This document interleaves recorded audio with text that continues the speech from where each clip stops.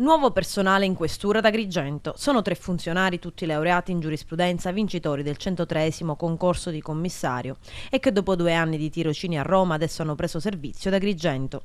Faranno un periodo di affancamento nei vari uffici della questura in attesa dell'assegnazione definitiva.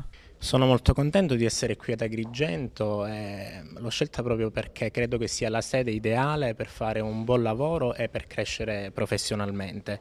Agrigento certamente è una realtà molto importante, così come ha sottolineato il Questore, sotto molti punti di vista, sia per quanto riguarda l'ordine pubblico che per quanto riguarda i problemi legati all'immigrazione.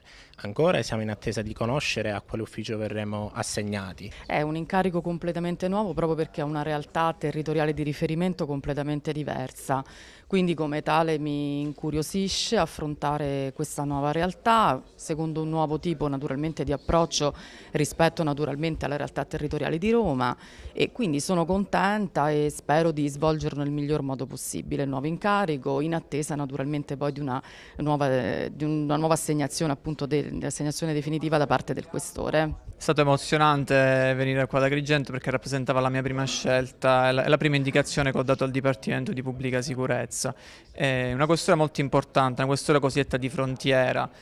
Tutti conoscete il fenomeno immigratorio, quanto sia importante, impegnativo per la questura di Agrigento, viene sempre aggregato il personale da tutta Italia per fronteggiare questa importante emergenza, però stiamo anche studiando i fenomeni criminali presenti sul territorio, sia in città che in provincia. E di contro a 3 nuovi ingressi assegnati dal Dipartimento della Pubblica Sicurezza ad Agrigento anche dei trasferimenti. Sostituisco diciamo, 2 colleghi che sono stati trasferiti. Uno è il dottore Empoli, è stato trasferito qualche mese fa, e il dottore Basile che sarà a giorni sarà trasferito ad altra sede essendo stato promosso primo dirigente della Polizia di Stato e quindi cesserà dalle funzioni di dirigente del commissariato di Sciacca. Il Dipartimento su mia indicazione ha trasferito il dottore Lupo, che era dirigente dell'ufficio immigrazione fino ad adesso, diciamo, al commissariato di Sciacca come dirigente.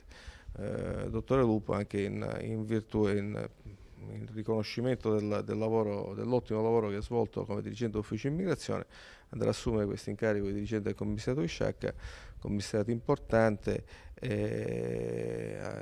che necessitava di un funzionario valido.